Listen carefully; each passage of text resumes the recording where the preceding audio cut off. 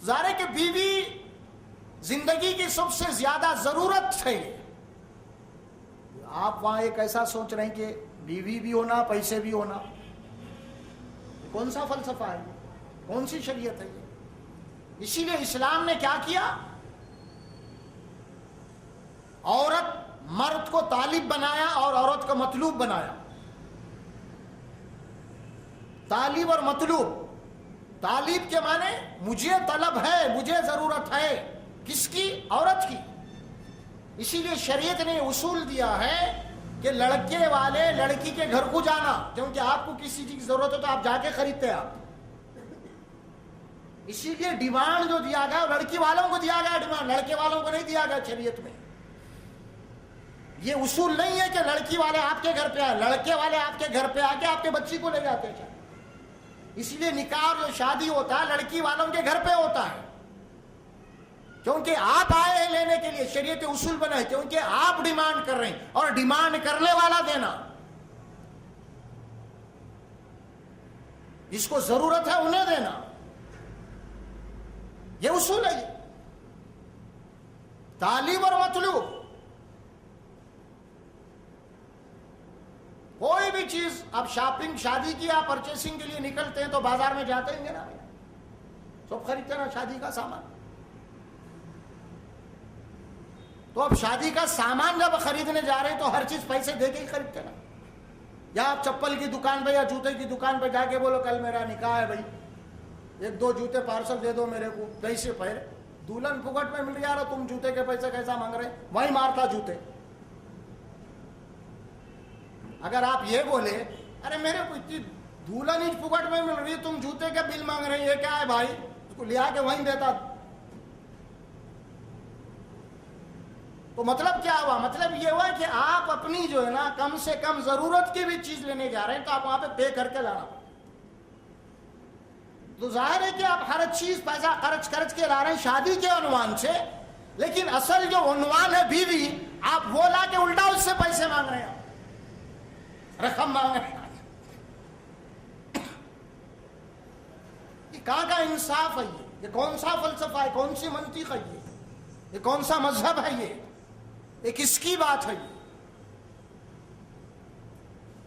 جس کی وجہ سے حالات یہ پیدا ہو چکے ہیں. آج لڑکی والے بے انتہا پریشان ہیں، بچیاں والے، جس کی وجہ سے معاشرے کے اندر بہت سارے برائیاں خرابیاں پیدا ہو. اسی لیے جس طرح پیٹ کی بھوک ہوتی ہے نا، اسی طرح جنسی خواہشات بھی ہوتی ہیں.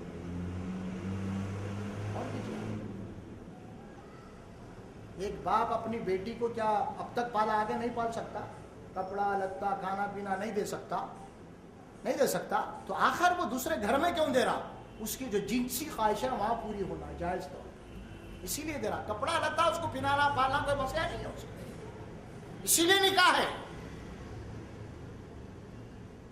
تو ظاہر ہے کہ اگر یہ جائز طور پہ نہیں ہوئیں گا تو ظاہر ہے کہ یہ چیز ناجائز طور پہ پوری ہو جائیں گی. اور انہی حالات سے آج ہم گزر رہے ہیں. انہی حالات سے ہم گزر رہے ہیں. آج لڑکیاں والے کئی ایسی ہیں ضعیف ہو چکے ہیں، ماں باپ ان کے بچے جوان ہو چکے ہیں، کوئی رشتہ نہیں ہے. کیوں نہیں ہے؟ بس لین دین نہیں ہے. جس کی وجہ سے کوئی شریف لوگ ہیں تو کئی بچیاں ایسی ہیں جو خودکشیاں بھی کر رہے ہیں. کچھ ایسے بھی بچی ہیں جو لوگوں کے ساتھ بھاگ گئے. کچھ ایسے بھی بچی ہیں جو لوگوں کے ساتھ جناب عالی جن کا افیئر چل رہا، رات کو گھر میں آ رہے ہیں لیکن جناب عالی دوسروں کے ساتھ تعلقات بھی. کئی ایسی بچی ہیں جو غیر مسلموں کے ساتھ بھاگ کے شادیاں بھی کر لی ہیں. یہ سب کیوں ہو رہا تھا؟ اس کی وجہ کیا کوئی ماں باپ یا کوئی بیٹی یہ چاہتی ہے؟ جی نہیں. اگر آپ غور کر کے دیکھیں گے اس کے پیچھے جو مجبوریاں ہیں وہ ہمارا اپنا معاشرہ ہے. ہمارا اپنا معاشرہ.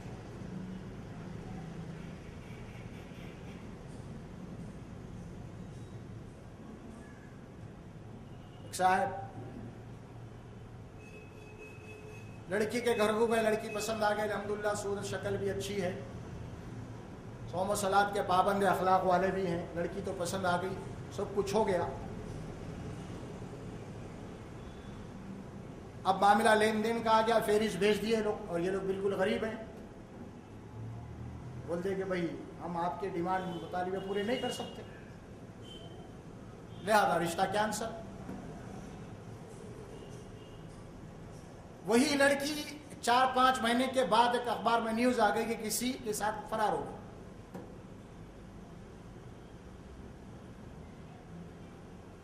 وہ جو بچی کا توڑ دیے تھے رشتہ, وہ لوگ اخبار میں پڑھ کے خوشی منانے تھے کہ اللہ ہم کو بچا لیا.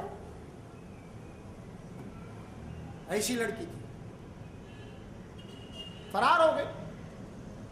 کیوں فرار ہوئی لڑکی؟ آپ جو خوشی منا رہے ہیں نا, لڑکی فرار نہیں ہوئی, دراصل تم نے فرار کیا ہے اس کو, اس کے ذمہ دار تم ہیں.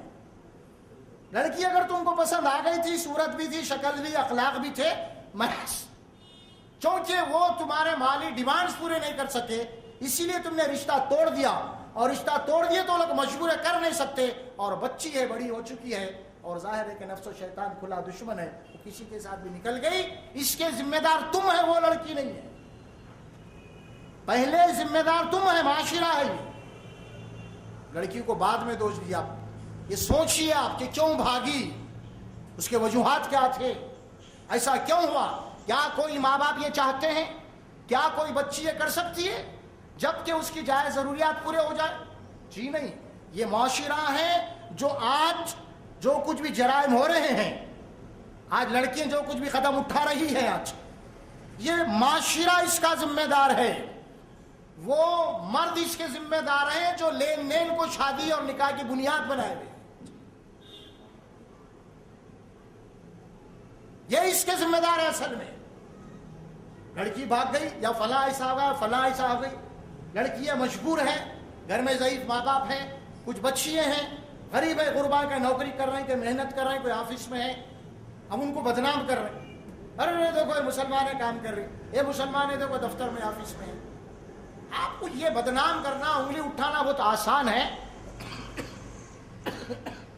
لیکن کیا ابھی آپ نے غور کیا کہ یہ نوکری کیوں کر رہے؟ کیا ابھی اس کے گھر میں جھانکا آپ نے, کتنا بھوکا, کتنا پیاسا ہے, کیا فاقہ ہو رہا ہے؟ کبھی یہ جھانکا آپ نے؟ زبان کھولنا, انگلی اٹھانا بہت آسان ہے, اور یہ کہہ دینا آسان ہے کہ فلاں سے پیچھے بھاگ گئی. اس کو بھگانے والے کون ہے؟ تمہارا معاشرہ. اور کیجیے, ایسے حالات کیوں پیدا ہو رہے ہیں؟ اسی وجہ ہے آج معاشرہ ہمارا بگڑ چکا ہے. عورت کے اوپر جو ظلم دور جہالت میں ہوا, وہ آج ہو رہا ہے, آج ہو رہا ہے. وہ کئی مقدمات عدالتوں میں جائیے آپ, مہیلا کورٹوں میں چلے جائیے, کئی ایسے مقامات پہ پبلک کی جو تفریحات ہے وہاں پہ چلے جائیے آپ. بچے گھروں سے برقع پہن کے نکل رہے ہیں, بعد میں اتار کے جناب بچوں کے ساتھ. معاشرہ بگڑا ہوا ہے. اسی لیے رسول اللہ صلی اللہ علیہ وسلم نے فرمایا کہ نکاح کو آسان کر دو تاکہ زنا مشکل ہو جائے. آپ صلی اللہ علیہ وسلم نے فرمایا وہ نکاح قابل مبارک ہے جس نکاح کے اندر کم سے کم خرچ ہو. آج کیا ہو رہا ہے؟ اسی لیے عورت کے جو حقوق اسلام, حشر کے میدان میں سب سے پہلا سوال ہے. معصوم لڑکی, معصوم بچی, اس کا کوئی گناہ نہیں, تو کیا گناہ تھا, کیا جرم تھا جس کی وجہ سے تجھے زندہ دفن کر دیا گیا؟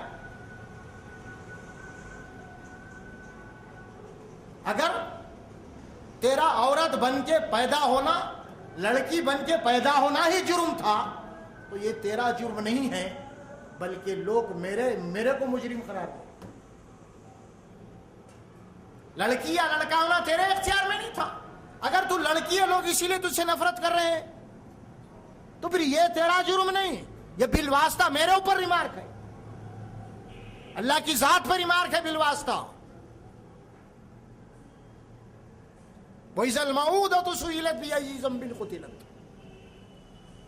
اگر آج دنیا میں کوئی ایسا کام کر رہے ہیں جو لڑکی ہونے کے بعد حمل گرا رہے ہیں, وہ گناہ تو ہے ہی اپنی جگہ, لیکن اس کے اصل گنہگار معاشرہ ہے. اس نے ایسے حالات پیدا کر دیے. یا پھر کوئی لڑکی خودکشی کر رہی ہے اس کا ذمہ دار بھی معاشرہ ہے، کیونکہ اس کو جو ہے نا شوہر نہیں مل رہا، مال نہیں ہے اس کے پاس. یا اگر کوئی لڑکی غلط کام میں مبتلا ہو گئی ہے، اس کا ذمہ دار بھی معاشرہ ہے، کیونکہ اس کو شوہر نہیں ملا. اسی لیے نہیں ملا کہ اس کے بعد نکاح کے لیے پیسہ نہیں. جو بھی آج معاشرے میں کام ہو رہا ہے، عورت یا لڑکی کر رہی ہے غلط، وہ تو غلط ہے ہی ہے، لیکن اس کا ذمہ دار وہ معاشرہ ہے جو آج ایک شادی کو ایک بہت بڑا مسئلہ بنائے ہوئے ہیں، اور شادی کا سب سے بنیادی جو اصول بنا ہے وہ لین دین بنا ہے. یہ عورت کے اوپر آج کے زمانے میں بہت بڑا ظلم ہے. عورت بہت بڑا ظلم ہے، اور جو بھی جرائم ہو رہے ہیں اس کے پیچھے اس کی اصل الاساس جو ہے وہ آج ہمارا معاشرہ ہے، جو آج ہم نے نکاح کو مشکل کر دیا ہے. ایک عجیب معاملہ ہے ہمارے پاس، اور کتنا بڑا فرق ہے. ہمارے ہندوستان میں لڑکی پیدا ہو جاتی ہے تو ہمارے چہروں سے رونق اڑ جاتی ہے، لیکن یہی بچی اگر عرب کے یہاں پیدا ہوگا تو وہاں پہ جشن مناتے ہیں. یہ کیا؟ کیونکہ وہاں پہ عورت کے حقوق دیے گئے ہیں، اس کا مقام ہے، اسی لیے عورت بچی پیدا تو وہاں پہ جشن مناتے ہیں، کیونکہ اس کے حقوق اور رائٹس وہاں پہ ہیں. اور یہاں کے بھی عورت کو مظلوم بنایا گیا ہے، اسی لیے بچی پیدا ہوتے تو ہم غمزدہ ہو جاتے ہیں اور ہمارے چہروں سے رونق اٹھ جاتی ہے.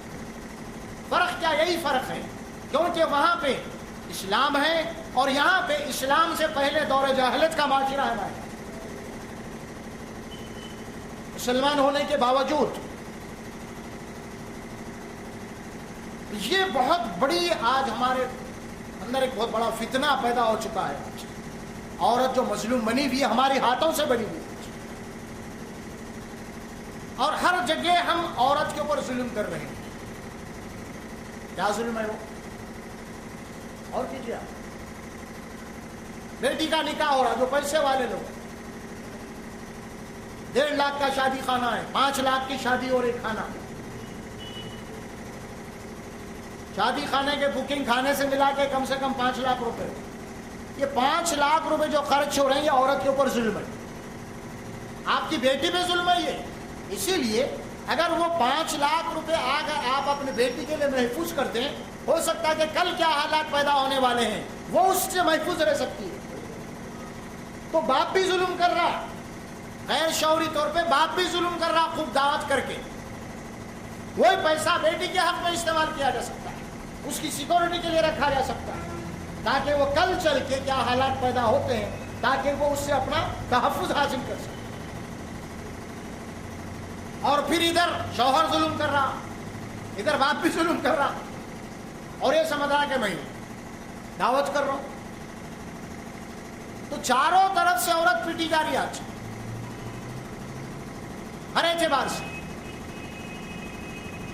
تو اسی لیے عورت کے جو حقوق اسلام نے دیے ہیں، بچی پیدا ہونے سے لے کے اس کی شادی تک، نکاح تک، اس کی پوری ذمہ داری باپ کے اوپر. پھر نکاح کے بعد اس کی پوری ذمہ داری شوہر کے اوپر. اس طرح جب تک وہ بیٹی تھی باپ کی سیکورٹی میں تھی، اور جب وہ بیوی بنی تھی شوہر کی سیکورٹی میں آئی. یہی فرق ہے. عورت اسلام کے اندر اس کا جو مرتبہ اور مقام بتایا، اس کے جو حقوق بتایا، وہ جو معاشرہ تھا آج بھی اگر ایسے حالات پیدا ہو رہے ہیں تو انڈائریکٹلی ہم عورت کے اوپر ظلم کرتے ہیں. نکاح کے بعد بھی حالات، کئی ایسے گھرانے ہم دیکھ رہے ہیں نکاح کے سال 6 مہینے کے اندر ہی جنا طلاق ہو. کئی ایسے گھرانے ہیں جہاں پہ بیوی بالکل نئی گھر میں قدم رکھی ہے، 4-6 مہینے ہی ہوا، اس کے اوپر ظلم ہوا. اس کی وجہ کیا ہے؟ اس کی وجہ یہ ہے گھر کے اندر جتنے لوگ ہیں وہ سب سینئر ہیں، اور جو بیوی جو قدم رکھی ہے وہ جونیئر ہے، اور ہر جگہ سینئر لوگ ہوا چلاتے اور جونیئر پریشان رہتا. اور یہی معاملہ فارمولا گھر میں بھی ہے. ایک نئی بچی گھر میں ہے اور گھر کے ماحول سے پورے پرانے ہیں، ایک دوسرے کے مزاج کو جانتے ہیں سب، وہ سب مل کے اس کے اوپر کیوں کہ اب یہ نئی نویلی ہے، گھر کے دور و دیوار سے واقف نہیں، گھر کے حالات سے واقف نہیں، گھر کے اندر کتنے افراد ہیں ان کے مزاجوں سے واقف نہیں۔ اب ظاہر ہے کہ ایک نیا آدمی آیا ہوا ہے گھر کے اندر، ظاہر ہے کہ اس سے کچھ جناب علی غلطیاں ہوئیں گے،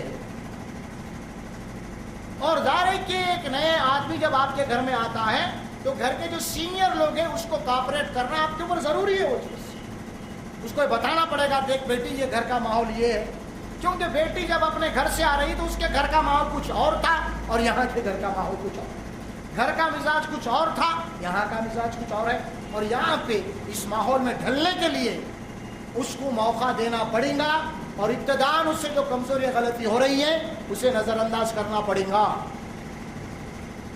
اگر نہیں تو پھر اس کے اوپر ظلم ہوگا۔ ایسے تیسرے دن ہی شروع ہو جا رہے ہیں، ارے ہم تو بھوگ سنے تھے، تم کو تو خالی روٹی ڈالنے بھی نہیں آتا، صحیح بولے اتنے موٹی روٹیاں ڈالتے، سنو آپ یہی شروع، تیسرے دن ہی شروع ہو گئے، سالن کھانا پکانا کچھ ڈائریکٹ ان کا ٹیسٹ الگ، ان کا ٹیسٹ الگ، جب تک تمہارا ٹیسٹ کیا ہے اس کو معلوم نہیں ہو جائے گا آپ کو وہاں پہ صبر کرنا پڑے گا اور اس کا تعاون کرنا پڑے گا۔ تو یہ سینئرٹی اور جونیئرٹی کا جھگڑا ہر جگہ ہے، ہر ڈپارٹمنٹ میں ہے، کہیں بھی چلے جاؤ، اور یہ معاملہ گھر میں بھی ہو گیا ہمارے پاس۔ اسی لیے اللہ کے نبی صلی اللہ علیہ وسلم نے فرمایا تم میں بہترین مرد وہ لوگ ہیں جو اپنے بیویوں کے ساتھ بہتر ہو، خیرکم لأہلی وانا خیرکم لأہلی، جو اپنے گھر والوں کے لیے بہتر ہے میں بھی اپنے گھر والوں کے لیے بہتر، اسی لیے فرمایا، اسی لیے قرآن میں یہ بات کہی گئی کہ تم اپنے بیویوں کے غلطیوں کو نظر انداز، کمزوریوں کو نظر انداز کرتے رہو، قرآن میں یہ بات کہی گئی، اور یہ بات بھی کہی گئی وعاشروہن بالمعروف، کہ تم اپنے بیویوں کے ساتھ خوبصورت انداز میں زندگی گزارو، معروف طریقے سے زندگی گزارو۔ ہو سکتا ہے کہ اگر ان کے اندر کوئی کمزوری رہیں گی تو ان کے اندر دوسری تو خوبی رہیں گی، خوبیوں پہ نظر رکھو۔ عورت کے اوپر ظلم ہر جگہ ہو رہا ہے، کہیں شعوری طور پہ ہو رہا، کہیں لاشعوری طور پہ ہو رہا، کہیں جانتے پوچھتے ہو رہا، کہیں انجانے میں ہو رہا ہے، ساری چیزیں۔ بعض لوگ تو یہ کہتے ہیں کہ شادی وادی کر دیے، 5-6 لاکھ خرچہ ہو گئے، خوب دعوت کر دیے، 1.5 لاکھ کا شادی خانہ لے لیے، 1.5 لاکھ کا کھانا کھلا دیے، بعد میں جب جائیداد کا تقسیم کا معاملہ ہے تو بولے کہاں ہے تمہارا تو تمہارا جو حق تھا وہ تو کھانا ہی کھلا دیا لوگوں کو۔ اللہ تعالیٰ آپ کا، اسی لیے اللہ آپ کو محافظ بنایا کہ اس کا پیسہ ایسا اڑاؤ بولا اللہ آپ کو، ہاں اس کا حق ہے، آگے چل کے اس کی سیکورٹی ہے، وہ آگے کیا حالات پیدا ہوں گے، اسی لیے اللہ نے اس کو جائیداد میں حق رکھا ہے، اور اس کا حق تم شادی کے دن اڑا دیتے پورا۔ جب جائیداد کا معاملہ آتا تو کئی ایسے سوالات اٹھتے ہیں گھروں میں، والد کا انتقال ہو گیا، جائیداد ہے، اگر بہن حصہ مانگی، بہن کی شادی، ارے کم تمہاری شادی کر دی، تمہارا حصہ ختم، ایسا اڑاتے تم۔ اللہ تو تمہارا محافظ بنا ہے ان کے جائیداد کا، تم محافظ بنا تو ایسا اڑاتے، حفاظت کرنا ان کی، اور لہذا حصہ ہی نہیں اس کا۔ یہ ظلم کون اپنے کر رہے ہیں، اس سسرال میں وہ ظلم، تو چاروں طرف سے عورت جو نا پیسی جا رہی ہے، اور اسی لیے عورت تنگ آ کے کیا کر دی معلوم، گھر کے باہر قدم رکھ دی، گھر میں ظلم ہو رہا ہے، اپنے بھی ظلم کر رہے ہیں، غیر بھی ظلم کر رہے ہیں، ادھر میرا بھائی بھی ظلم کر رہا ہے، ادھر شوہر بھی ظلم کر رہا ہے، لہذا عورت تنگ آ کے اب وہ حدود کو توڑ دی جو اللہ اس کے رسول نے متعین کیے تھے۔ جب حدود کو توڑ کے جب باہر نکلی تو مولویاں فتوے دینا شروع کر دیے، لیکن یہ نہیں سوچے کہ آخر یہ قدم باہر کیوں رکھی، اس کی کیا مجبوری تھی، کیا پریشانی تھی اس کو باہر قدم لائے۔ فتویٰ دینا آسان ہے،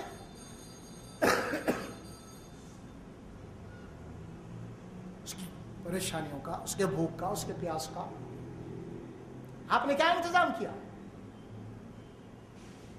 کسی کے اوپر کوئی فتویٰ دے دینا، صادر کر دینا بہت آسان چیز ہے۔ کیا آپ نے اس کی پریشانیوں کا کوئی حل نکالا؟ کیا صرف فتویٰ دینے کے لیے ہے؟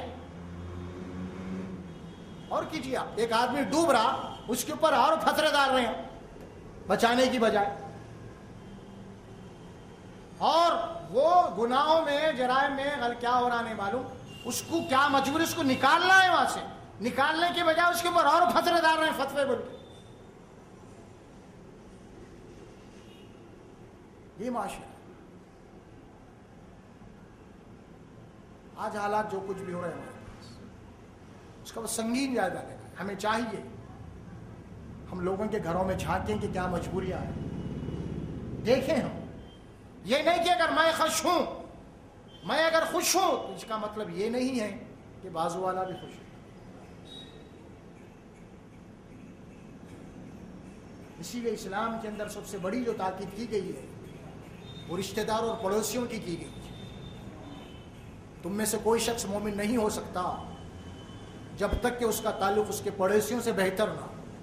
تم میں کوئی مومن ہو نہیں سکتا جو خود پیٹ بھر کے کھا لے اور اس کا پڑوسی بھوکا سو جائے۔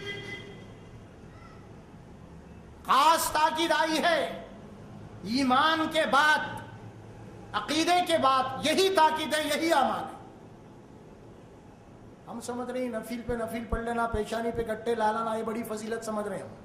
فضیلت تو یہ ہے، فضیلت تو یہ ہے، زندگی تو یہ ہے، کسی کو برے اقدام سے بچاؤ، کسی کو زنا سے بچاؤ، کسی کو سود سے بچاؤ، کسی کو حرام سے بچاؤ۔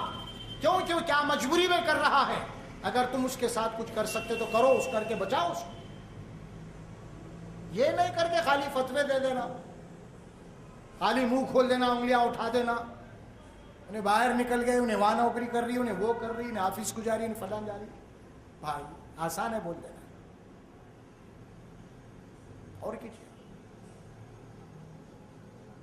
آج ہر 10 گھر میں سے 8 گھر کی یہی کہانی ہے، ہر 10 گھر میں سے 8 گھر کی یہی کہانی ہے بچیوں کی۔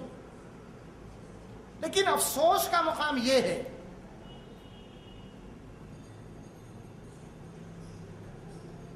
جب معاملہ ہماری بیٹی کی شادی کا آتا ہے تو ہم ایسے ہی بچوں کو ڈھونڈتے ہیں جو آسانی سے شادی ہو جائے۔ شریعت کا کوئی بچہ مل گیا تو اچھا ہے، بغیر لین کے ہو جائے۔ بیٹی جب آتی ہے تو پوری شریعت یاد آ جاتی ہے، اور جب ہی اسی گھر میں جب بیٹے کا نکاح جاتا ہے تو پوچھو مت ان کو، 100 بچوں کے فوٹو آ رہے ہیں، 100 ریجیکٹ، کوئی بھی پسند نہیں آ رہی۔ کوئی پسند بھی آ گئی تو ہمارے ڈیمانڈ نہیں ہو رہے، اور جب ان کے پاس بیٹی کا رشتے آ گئے، اتنے فوٹو مانگنے لگے تو بدوا دینے لگے۔ کیا ہو گیا ہے کمبختوں کو؟ بولے انسان ہے، درندے ہیں آ کر۔ لیکن یہی ہماری امی، یہی ہماری گھر کی عورت جب اپنے بیٹے کے تعلق سے نکلی تو انہیں، بیٹا تو میرا لاکھوں میں ایک ہے، تو میں تو حور کو تلاش کروں گی۔ اور جب آپ کی بیٹی کا معاملہ آ گیا، آپ کی بیٹی تو حور نہیں ہے، پریشان بیٹی۔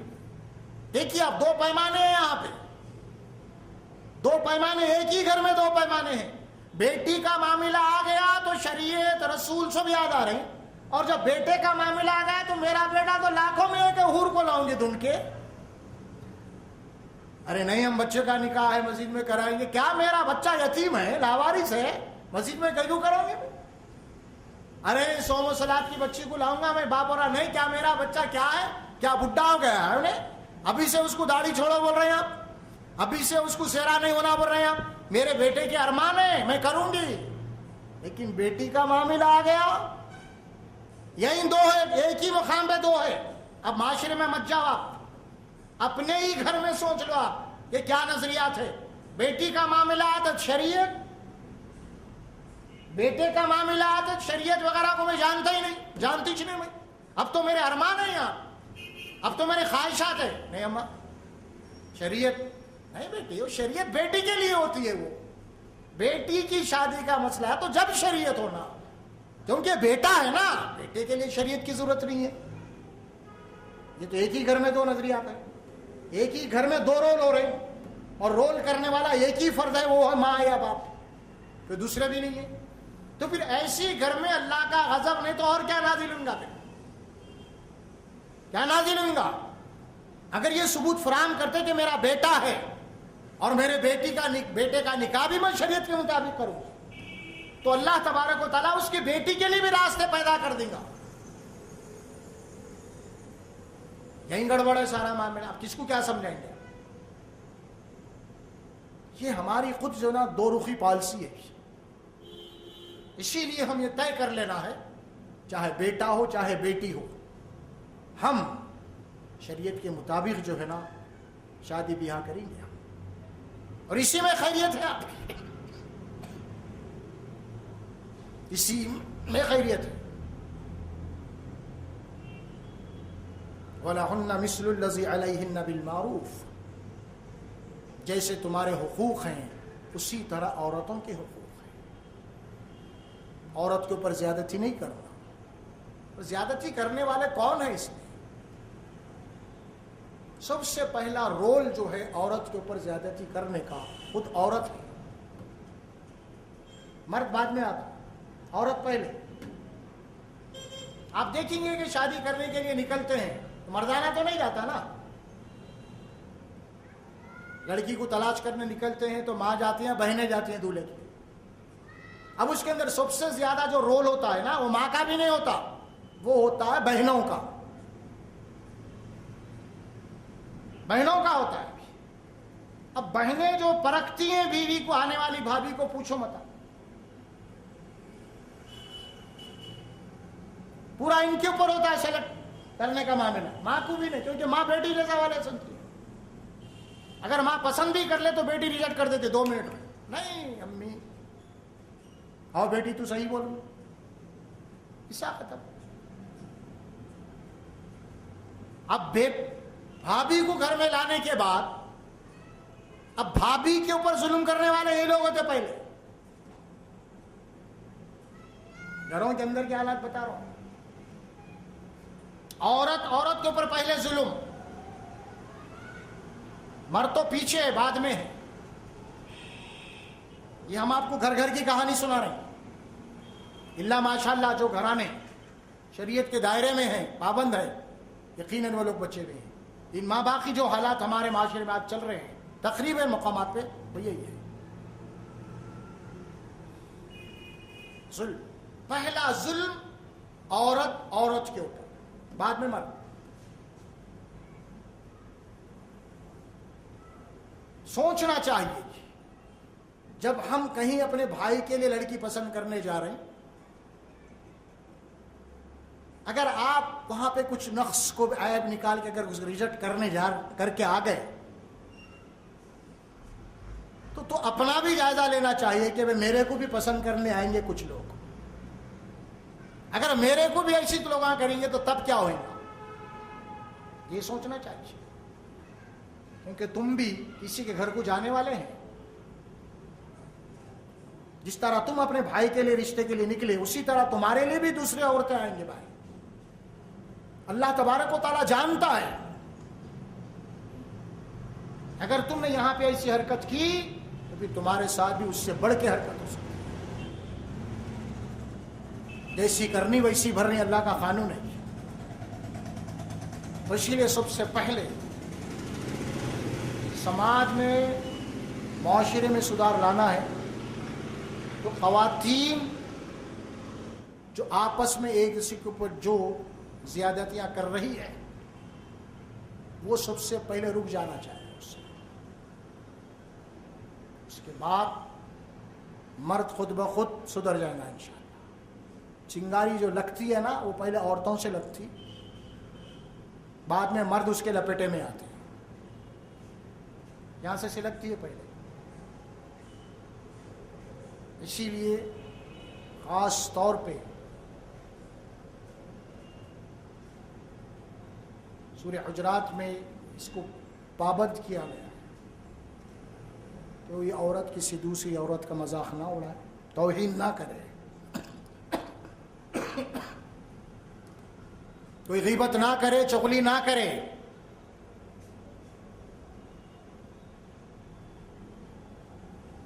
اسی لیے بہترین عورت کی تعریف رسول اللہ صلی اللہ علیہ وسلم نے کی ہے۔ کون ہے؟ جو 5 وقت کی نماز پڑھنے والے، روزے رکھنے والے، اپنی شوہروں کی اطاعت کرنے والے۔ اور قرآن میں بھی بات آئی۔ آج کے معاشرے کے اندر سب سے پہلے عورت کی اصلاح لازمی ہے، اور یقین مانیے ایک عورت اگر سدھر جاتی ہے اس کے پیچھے گھر سدھر جاتا ہے۔ گھر آج عورت کو ہم باہر نکال دیے، فیشن کے عنوان سے، ترقی کے عنوان سے۔ فائدہ کیا ہے بتائیے؟ کچھ بھی نہیں ہے اس میں۔ آج ہم دنیا کو دیکھ رہے ہیں، جن ملکوں نے، جن علاقوں نے عورتوں کو گھر سے باہر نکالا، عورتوں کو آزادی دی، اور یہ آزادی یہ سمجھے، ان کے لوگ حالات ہم جان رہے ہیں۔ پورا یورپ کو دیکھ لیجیے آپ، کیا حالات ہے، کیا حالات ہے۔ آج عورت مرد کے بس میں نہیں ہے، نہ مرد عورت کے بس میں ہے۔ بس سب لوگ ایک مشین کے پرزے کی طرح، کسی کو کسی کا احساس ہی نہیں۔ کوئی دکھ، کوئی غم، کوئی بیماری۔ بیوی بیمار ہے تو نہ شوہر کو فکر ہے، نہ شوہر بیمار ہے تو اس کو ہے۔ پڑا ہوا اکیلا جاؤ، میں اپنی ڈیوٹی پہ جاؤں۔ شوہر پڑا ہوا ہونے پر میں بھی ڈیوٹی پہ، پڑے رہو بس۔ اب حفاظت کے لیے لوگ کتوں کو پال لیے گھروں میں، بس۔ یورپ کا ہی ہے، کوئی ماں، بیٹی، بیوی، غم، خوشی اس معاشرے میں ہے۔ اور عورت کی کوئی سلامتی نہیں۔ آج عورت یورپ کے معاشرے کے اندر آج خود میڈیا یہ پیش کر رہے رپورٹ کہ کئی ایسے بچے ہیں جو زانی ہیں، ولد الزنا، جوان ہونے سے پہلے حاملہ ہو جا رہے ہیں، اور کئی ایسے لوگ ہیں بغیر باپ کے پھر رہے ہیں۔ کیوں؟ اس کی وجہ یہی ہے، اسلام جو اصول بتایا ہے عورت اور مرد کے، اسلام جو مقام دیا عورت کو، سب سے گریٹ مقام عورت کا وہ ہے اسلام کے اندر۔ اس کا تحفظ ہے، اس کی سیکورٹی ہے، ہر اعتبار سے اس کا مقام، اس کا درجہ ہے۔ ماں بنی ہے تو اس کے قدموں کے نیچے جنت ہے، ماں کی دعائیں ہیں۔ اسلام یہ نہیں سکھاتا کہ ماں بوڑھی ہو گئی، باپ بوڑھا ہو گئے، لے جاؤ ایجنٹ ہوم میں ڈال دو اس کو۔ ماں کو اسکراپ نہیں ہے۔ بوڑھے ہونے کے بعد، ضعیف ہونے کے بعد ماں باپ نہ تو کہ اولڈ مین ہے، ان کی لینگویج میں ماں باپ کو اولڈ مین بول دیا گیا، اولڈ پارٹس، کام ختم ہوگا کہیں بھی پھینک دو۔ اسی طرح کوئی حیثیت ہی نہیں ہے معاشرے۔ اسلام نہیں۔ تمہارے پاس عورت کی جو بات کہی جا رہی ہے، عورت کا مقام نہیں، عورت کی عزت نہیں، بلکہ عورت کی زندگی کا وہ حصہ جو اس کے شباب کا ہے، 15-20 سال، اس کی تمہارے پاس جو ہے مقام ہے، اور وہ ڈھل گیا تو اس کے بعد کوئی مقام نہیں، کوئی عزت نہیں ہوگا۔ یہ اصل چیز ہے، اس کو سمجھایا۔ عورت اور مرد دونوں کا ایک ہی مقام ہے، دونوں کے عملی دائرے الگ ہیں، عملی ذمہ داریاں الگ ہیں۔ حقوق کے اعتبار سے مرد کے مقابلے میں عورت کے زیادہ حقوق دیے گئے، درجے کے اعتبار سے، گریڈ کے اعتبار سے باپ کے مقابلے میں ماں کا درجہ دیا گیا، جو عورت۔ اسی لیے عورتوں کو خوش ہونا چاہیے۔ اگر عورت اپنا مقام چاہتی ہے، اپنی عزت چاہتی ہے، اس کو بہترین اس کا مقام خود اس کے دین اور اسلام میں ہے، تو وہ اسلام کے اندر پوری کی پوری داخل ہو جائے، اور اپنی ہونے والی اولاد کو اسلام کی اگر تربیت کریں گی تو ظاہر ہے کہ اگر اسلام کی تربیت ہوگی، جو آپ کا بیٹا ہوگا وہ یہ سمجھے گا کہ میری جنت میری ماں کے نیچے ہے، تو ماں کو چھوڑ نہیں سکتا، کیونکہ ماں کو چھوڑنے کے معنی ہو کہ جنت کو چھوڑ دے، اسی لیے ماں کو ہمیشہ خوش رکھے گا۔ یہ تربیت آج کے ماحول میں بہت ضروری ہے، تو اسی لیے مجھے اور آپ کو معاشرے کے اندر بنیادی طور پہ یہ تبدیلی لانا ہے اور معاشرے میں شعور پیدا کرنا ہے۔ بارک اللہ علی و لکم فی القرآن العظیم ونفعنا وإیاکم بالآیات ذکر الحکیم۔ اس کی طے میں یہ ہے سر، اور عورت کو حقوق کے عنوان سے عورت کو جو اس کا امن و سکون جو ختم کر دیا گیا، اس کو گھر سے کھینچ کے دفتروں میں، بازاروں میں، فیکٹریوں میں، سمجھ میں آ رہا، ایک کمزور مرد کے مقابلے میں فزیکل طور پہ عورت کمزور ہے جسمانی اعتبار سے، اور اس کو وہ کام دیا جا رہا جو مرد کر رہا ہے، اور اس کو عنوان دیا جا رہا ہے کہ عورت کی آزادی۔ یہ عورت کی آزادی نہیں، عورت کی آزادی کے نام سے عورت کے اوپر ظلم ہے۔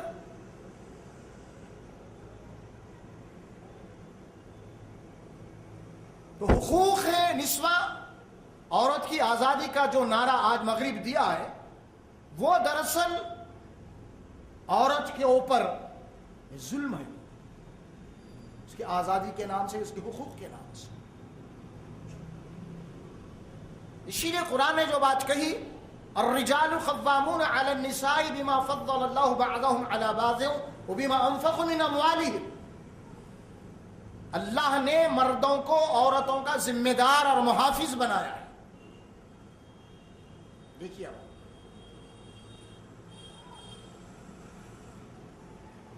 اس کا قوام بنایا ہے، اس کا نگران بنایا ہے، اس کا محافظ بنایا ہے، اس کا سرپرست بنایا ہے عورت کا، مرد کو۔ اللہ نے مرد کو ایک فضیلت دی ہے عورت کے اوپر، اور وہ اس وجہ سے دی ہے بما انفقوا من اموالہم، کیونکہ مرد جو ہے محنت مزدوری کر کے، مشقت کر کے، اپنی پسینے کی کمائی کو لا کے اپنی عورت اور اپنے بچوں پہ خرچ کرتا ہے، اس اعتبار سے اس کو ایک گریڈ دیا گیا ہے، اور وہ ایک گریڈ بھی گھر کے نظم و نسق کو چلانے کے لیے دیا گیا ہے، کوئی اختیار جتانے کے لیے نہیں، فضیلت جتانے کے لیے نہیں۔ جس طرح ایک ملک ہوتا ہے اور ملک کو چلانے کے لیے کوئی ایک منسٹر کی ضرورت ہوتی ہے، اسی طرح ایک گھر چھوٹا سا، ہمارا کنبہ بھی ایک چھوٹا سا ملک ہے، تو اسی لیے چھوٹے سے گھر کے نظم و نسق کو چلانے کے لیے کسی نہ کسی کو اختیار دینا پڑے گا۔ تو یہ اختیار اللہ تبارک و تعالیٰ نے مرد کو دیا ہے تاکہ وہ گھر کے نظم و نسق کو چلا سکے۔ یہ نہیں کہ عورت کے اوپر اپنی فضیلت جتائے، یہ نہیں کہ عورت کے اوپر اپنا جو نہ کوئی پریشر ڈالے، یہ نہیں، نظم و نسق کو چلیے، عدل و انصاف کے لیے اختیار دینا پڑتا ہے۔ اسی لیے اللہ نے مرد کو اختیار دیا، اور وہ بھی اس کی سبب بھی بتایا، چونکہ مرد اپنی محنت اور مشقت سے اپنے جو نا خون کی کمائی، پسینے کی کمائی کو لا کے خرچ کرتا ہے، اسی لیے اس کا ایک درجہ ہے، ایک گریڈ ہے اس کا۔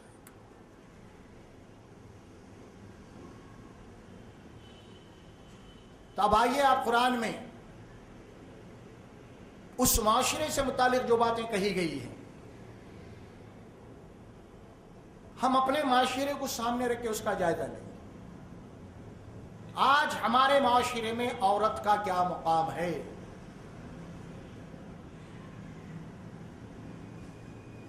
سماج میں ہمارے کیا ہم عورت کو وہ مقام دے رہے ہیں جو اسلام میں دیا ہے؟ عورت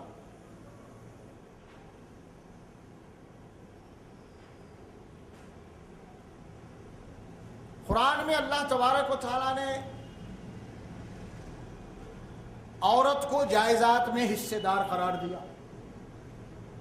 جس طرح ایک باپ ہے اور باپ کے یہاں دو بیٹے ایک بیٹی ہے، جس طرح بیٹے باپ کی جائزات میں وارث ہوتے ہیں، اسی طرح بیٹی بھی ہوتی ہے۔ قرآن میں اللہ نے فرمایا للرجال نصیب مما ترک الوالدان والاقربون، مردوں کے لیے بھی حصہ ہے، ترکہ ہے، جو بھی ان کے باپ دادا نے چھوڑا ہے یا ان کے رشتہ داروں نے چھوڑ کے مرا ہے۔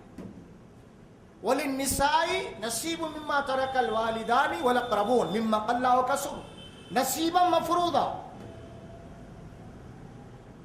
عورتوں کے لیے بھی حصہ ہے، ان کے باپ دادا نے جو جائیداد چھوڑی ہے، ان کے رشتہ دار چھوڑ کے مرے ہیں، چاہے تھوڑا ہو چاہے بڑا ہو، نصیبا مفروضا، یہ اللہ کے فرض کردہ حصے ہیں۔ تو باپ کی جائیداد میں بیٹی کا بھی حق ہے اور بیٹے کا بھی حق ہے۔ نزول قرآن سے پہلے عورت کو کوئی حق نہیں تھا کسی کی جائیداد میں سے۔ اگر شوہر مر چکا، بیوی زندہ ہے، تو شوہر کی جائیداد میں سے بھی بیوی کا حق ہے، تو اس کی وارث ہے قانوناً، جس طرح بیٹا وارث ہوتا ہے اسی طرح بیٹی وارث ہے۔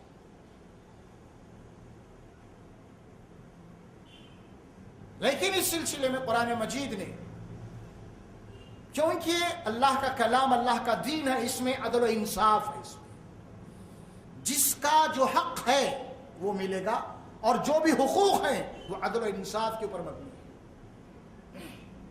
دو بیٹے ہیں، ایک بیٹی ہے، اب یہاں پہ تقسیم میں جو شریعت کے احکامات ہیں جو اللہ نے دیے ہیں، بیٹے کو ڈبل حصہ ملے گا، بیٹی کو سنگل ملے گا، بیٹے کو 2 حصے ملیں گے، بیٹی کو 1 حصہ ملے گا، یہ فرق ہے۔ اب یہاں پہ بھی اعتراض ہوا، بھئی یہاں پہ بھی عورت کی حق تلفی کی گئی ہے، کیونکہ بیٹے کو ڈبل کیوں، بیٹی کی سنگل کیوں؟ اعتراض کرنے والے کریں، اور بالکل کر سکتے ہیں، اعتراض واضح ہو رہا ہے۔ تو اس میں اللہ تبارک و تعالیٰ کی حکمت عملی کیا ہے، عدل و انصاف کیا ہے؟ یہ ایسا کیوں ہو رہا ہے کہ بیٹے کو 2 گنا، بیٹی کو 1 گنا کیوں ہو رہا ہے؟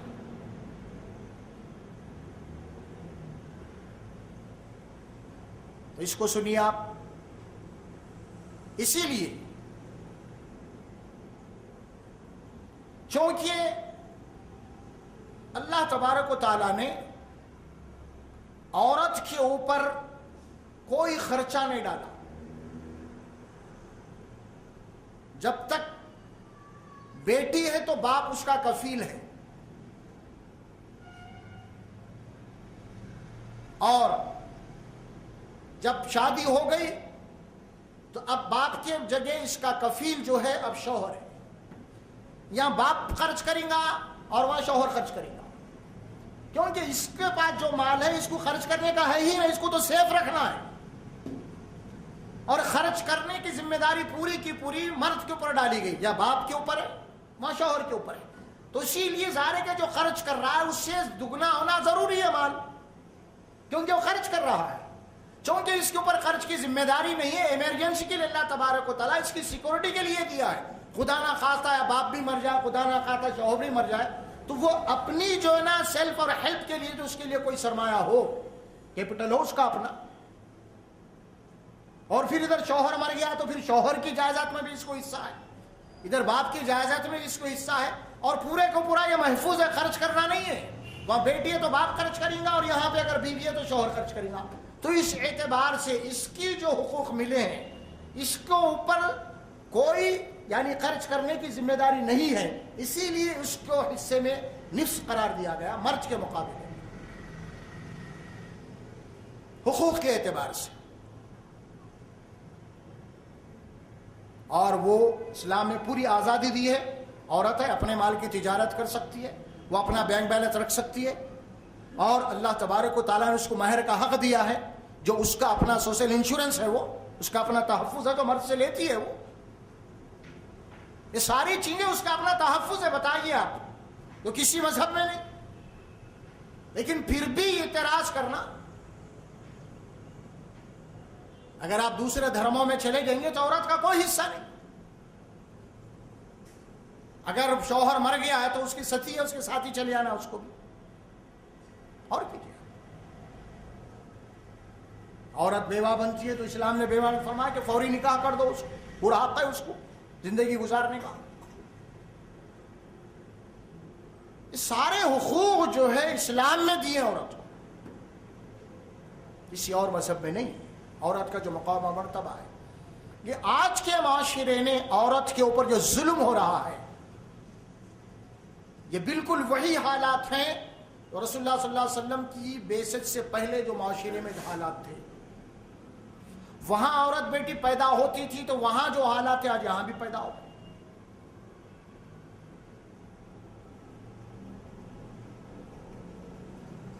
اب وہ معاشرہ اور یہ معاشرے کو سامنے رکھتے ہوئے، دونوں کا تجزیہ کرتے ہوئے، اور کیجیے آپ اس معاشرے کی دور جہالت میں اس معاشرے کا جو علاج ہوا وہ بھی قرآن سے ہوا، اور آج کا جو علاج ہوگا وہ بھی قرآن سے ہوگا۔ قرآن اور رسالت کی طرف لوٹنا پڑے گا۔ وہ دور جہالت میں جو کچھ بھی ہوا، وہ لوگ ایمان لانے کے بعد میں پھر عورت کا جو مقام تھا اس کو دیا گیا۔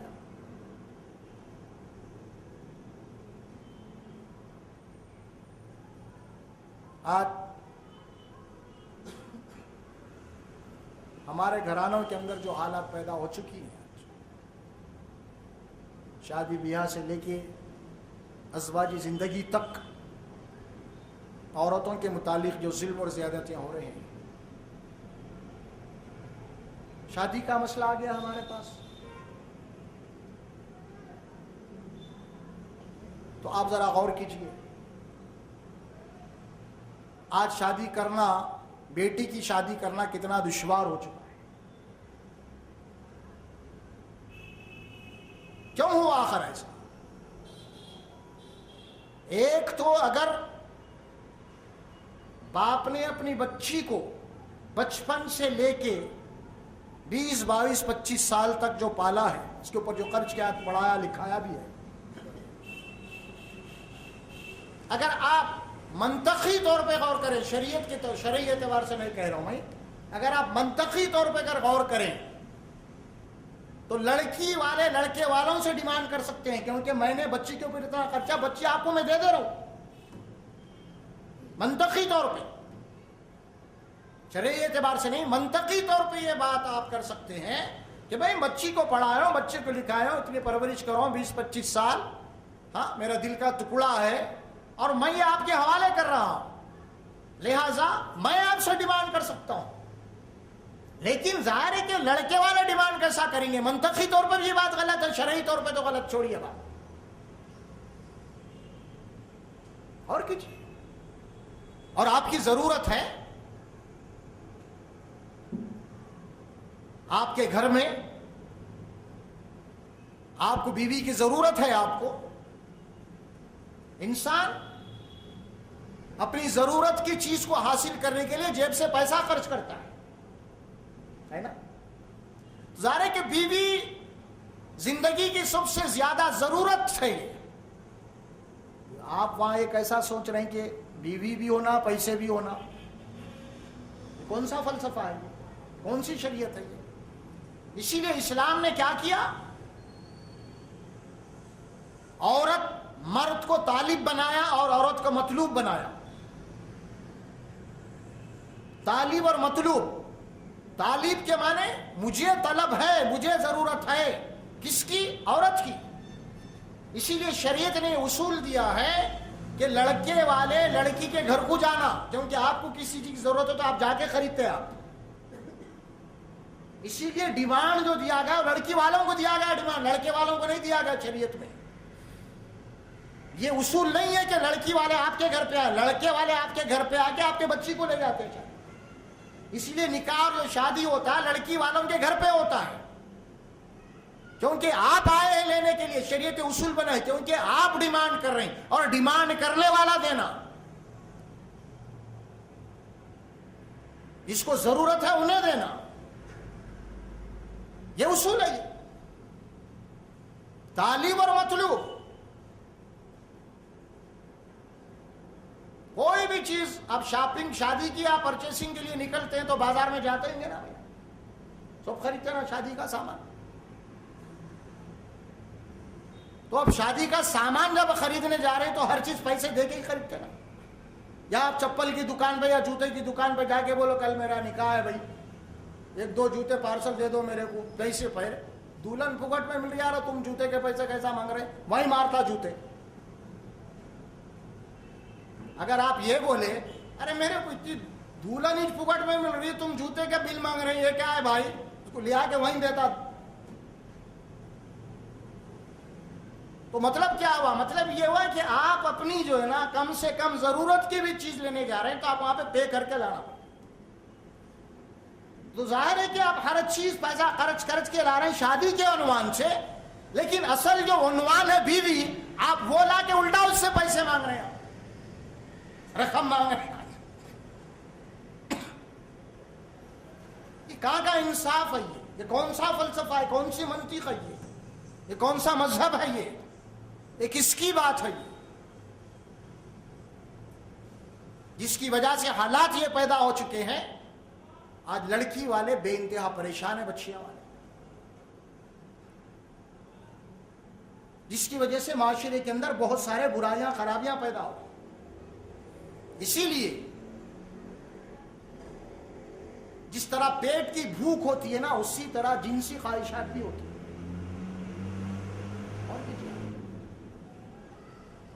ایک باپ اپنی بیٹی کو کیا اب تک پالا, آگے نہیں پال سکتا؟ کپڑا لتا کھانا پینا نہیں دے سکتا, تو آخر وہ دوسرے گھر میں کیوں دے رہا؟ اس کی جو جنسی خواہش ہے وہاں پوری ہونا جائز طور پر, اسی لیے دے رہا. کپڑا لتا اس کو پہنانا پالنا کوئی مسئلہ نہیں ہے اس کو, اسی لیے نکاح ہے. تو ظاہر ہے کہ اگر یہ جائز طور پہ نہیں ہوئیں گا تو ظاہر ہے کہ یہ چیز ناجائز طور پہ پوری ہو جائیں گی. اور انہی حالات سے آج ہم گزر رہے ہیں, انہی حالات سے ہم گزر رہے ہیں. آج لڑکیاں والے کئی ایسی ہیں ضعیف ہو چکے ہیں ماں باپ, ان کے بچے جوان ہو چکے ہیں, کوئی رشتہ نہیں ہے. کیوں نہیں ہے؟ بس لین دین نہیں ہے, جس کی وجہ سے کوئی شریف لوگ ہیں تو کئی بچیاں ایسی ہیں جو خودکشیاں بھی کر رہے ہیں. کچھ ایسے بھی بچی ہیں جو لوگوں کے ساتھ بھاگ گئے, کچھ ایسے بھی بچی ہیں جو لوگوں کے ساتھ جناب عالی جن کا افیئر چل رہا, رات کو گھر میں آ رہے ہیں لیکن جناب عالی دوسروں کے ساتھ تعلقات بھی. کئی ایسی بچی ہیں جو غیر مسلموں کے ساتھ بھاگ کے شادیاں بھی کر لی ہیں. یہ سب کیوں ہو رہا تھا؟ اس کی وجہ کیا کوئی ماں باپ یا کوئی بیٹی یہ چاہتی ہے؟ جی نہیں. اگر آپ غور کر کے دیکھیں گے اس کے پیچھے جو مجبوریاں ہیں وہ ہمارا اپنا معاشرہ ہے, ہمارا اپنا معاشرہ.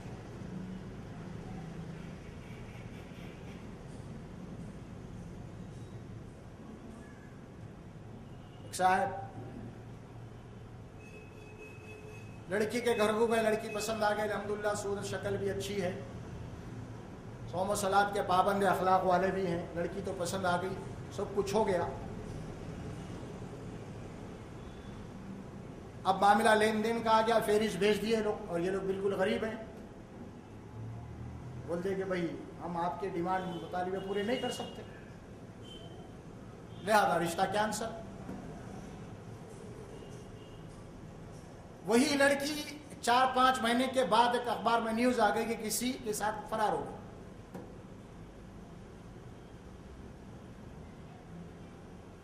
وہ جو بچی کا توڑ دیے تھے رشتہ, وہ لوگ اخبار میں پڑھ کے خوشی منانے تھے کہ اللہ ہم کو بچا لیا. ایسی لڑکی تھی, فرار ہو گئی. کیوں فرار ہو لڑکی؟ آپ جو خوشی منا رہے ہیں نا, لڑکی فرار نہیں ہوئی, دراصل تم نے فرار کیا ہے اس کو, اس کے ذمہ دار تم ہیں. لڑکی اگر تم کو پسند آ گئی تھی, صورت بھی تھی, شکل بھی, اخلاق بھی تھے, محض چونکہ وہ تمہارے مالی ڈیمانڈز پورے نہیں کر سکے اسی لیے تم نے رشتہ توڑ دیا, اور رشتہ توڑ دیے تو لوگ مجبور کر نہیں سکتے, اور بچی ہے, بڑی ہو چکی ہے, اور ظاہر ہے کہ نفس و شیطان کھلا دشمن ہے, وہ کسی کے ساتھ بھی نکل گئی. اس کے ذمہ دار تم ہے, وہ لڑکی نہیں ہے. پہلے ذمہ دار تم ہے, معاشرہ ہے. لڑکی کو بعد میں دوش دیا. یہ سوچیے آپ کہ کیوں بھاگی, اس کے وجوہات کیا تھے, ایسا کیوں ہوا. کیا کوئی ماں باپ یہ چاہتے ہیں؟ کیا کوئی بچی یہ کر سکتی ہے جبکہ اس کی جائز ضروریات پورے ہو جائے؟ جی نہیں. یہ معاشرہ ہے جو آج جو کچھ بھی جرائم ہو رہے ہیں، آج لڑکیاں جو کچھ بھی قدم اٹھا رہی ہیں، آج یہ معاشرہ اس کا ذمہ دار ہے. وہ مرد اس کے ذمہ دار ہیں جو لین دین کو شادی اور نکاح کی بنیاد بنائے ہوئے. یہ اس کے ذمہ دار ہے. اصل میں لڑکی بھاگ گئی یا فلاں ایسا ہو گیا، فلاں ایسا ہو گئی، لڑکیاں مجبور ہیں، گھر میں ضعیف ماں باپ ہیں، کچھ بچیاں ہیں، غریب ہے، غربا کا نوکری کر رہے ہیں، کوئی محنت کر رہے ہیں، کوئی آفس میں ہے، ہم ان کو بدنام کر رہے ہیں. ارے دیکھو یہ مسلمان ہے، کام کر رہے ہیں، یہ مسلمان ہے، دیکھو دفتر میں آفس میں ہے. آپ کو یہ بدنام کرنا، انگلی اٹھانا بہت آسان ہے، لیکن کیا ابھی آپ نے غور کیا کہ یہ نوکری کیوں کر رہے؟ کیا ابھی اس کے گھر میں جھانکا آپ نے؟ کتنا بھوکا، کتنا پیاسا ہے، کیا فاقہ ہو رہا ہے؟ کبھی یہ جھانکا آپ نے؟ زبان کھولنا، انگلی اٹھانا بہت آسان ہے، اور یہ کہہ دینا آسان ہے کہ فلاں سے پیچھے بھاگ گئی. اس کو بھگانے والے کون ہے؟ تمہارا معاشرہ. اور کیجیے، ایسے حالات کیوں پیدا ہو رہے ہیں؟ اسی وجہ ہے آج معاشرہ ہمارا بگڑ چکا ہے. عورت کے اوپر جو ظلم دور جہالت میں ہوا وہ آج ہو رہا ہے، آج ہو رہا ہے. وہ کئی مقدمات عدالتوں میں جائیے، آپ مہیلا کورٹوں میں چلے جائیے، کئی ایسے مقامات پہ پبلک کی جو تفریحات ہے وہاں پہ چلے جائیے. آپ بچے گھروں سے برقع پہن کے نکل رہے ہیں، بعد میں اتار کے جناب بچوں کے ساتھ. معاشرہ بگڑا ہوا ہے. اسی لیے رسول اللہ صلی اللہ علیہ وسلم نے فرمایا کہ نکاح کو آسان کر دو تاکہ زنا مشکل ہو جائے. آپ صلی اللہ علیہ وسلم نے فرمایا وہ نکاح قابل مبارک ہے جس نکاح کے اندر کم سے کم خرچ ہو. آج کیا ہو رہا ہے؟ اسی لیے عورت کے جو حقوق اسلام، حشر کے میدان میں سب سے پہلا سوال ہے. معصوم لڑکی، معصوم بچی، اس کا کوئی گناہ نہیں، تو کیا گناہ تھا، کیا جرم تھا جس کی وجہ سے تجھے زندہ دفن کر دیا گیا؟ اگر تیرا عورت بن کے پیدا ہونا، لڑکی بن کے پیدا ہونا ہی جرم تھا تو یہ تیرا جرم نہیں ہے، بلکہ لوگ میرے کو مجرم قرار دیں. لڑکی یا لڑکا ہونا تیرے اختیار میں نہیں تھا. اگر تو لڑکی ہے، لوگ اسی لیے تجھ سے نفرت کر رہے ہیں، تو پھر یہ تیرا جرم نہیں، یہ بالواسطہ میرے اوپر ریمارک ہے، اللہ کی ذات پر ریمارک ہے بالواسطہ. وَإِذَا الْمَوْءُودَةُ سُئِلَتْ بِأَيِّ ذَنبٍ قُتِلَتْ. اگر آج دنیا میں کوئی ایسا کام کر رہے ہیں جو لڑکی ہونے کے بعد حمل گرا رہے ہیں، وہ گناہ تو ہے ہی اپنی جگہ، لیکن اس کے اصل گنہگار معاشرہ ہے. اس نے ایسے حالات پیدا کر دیے. یا پھر کوئی لڑکی خودکشی کر رہی ہے، اس کا ذمہ دار بھی معاشرہ ہے، کیونکہ اس کو جو ہے نا شوہر نہیں مل رہا، مال نہیں ہے اس کے پاس. یا اگر کوئی لڑکی غلط کام میں مبتلا ہو گئی ہے، اس کا ذمہ دار بھی معاشرہ ہے، کیونکہ اس کو شوہر نہیں ملا.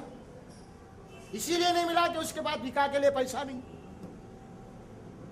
جو بھی آج معاشرے میں کام ہو رہا ہے، عورت یا لڑکی کر رہی ہے غلط، وہ تو غلط ہے ہی ہے، لیکن اس کا ذمہ دار وہ معاشرہ ہے جو آج ایک شادی کو ایک بہت بڑا مسئلہ بنائے ہوئے ہیں، اور شادی کا سب سے بنیادی جو اصول بنا ہے وہ لین دین بنا ہے. یہ عورت کے اوپر آج کے زمانے میں بہت بڑا ظلم ہے. عورت بہت بڑا ظلم ہے، اور جو بھی جرائم ہو رہے ہیں اس کے پیچھے اس کی اصل الاساس جو ہے وہ آج ہمارا معاشرہ ہے، جو آج ہم نے نکاح کو مشکل کر دیا ہے. ایک عجیب معاملہ ہے ہمارے پاس، اور کتنا بڑا فرق ہے. ہمارے ہندوستان میں لڑکی پیدا ہو جاتی ہے تو ہمارے چہروں سے رونق اڑ جاتی ہے، لیکن یہی بچی اگر عرب کے یہاں پیدا ہوگا تو وہاں پہ جشن مناتے ہیں. یہ کیا؟ کیونکہ وہاں پہ عورت کے حقوق دیے گئے ہیں، اس کا مقام ہے، اسی لیے عورت بچی پیدا تو وہاں پہ جشن مناتے ہیں، کیونکہ اس کے حقوق اور رائٹس وہاں پہ ہیں. اور یہاں کی بھی عورت کو مظلوم بنایا گیا ہے، اسی لیے بچی پیدا ہوتے تو ہم غمزدہ ہو جاتے ہیں.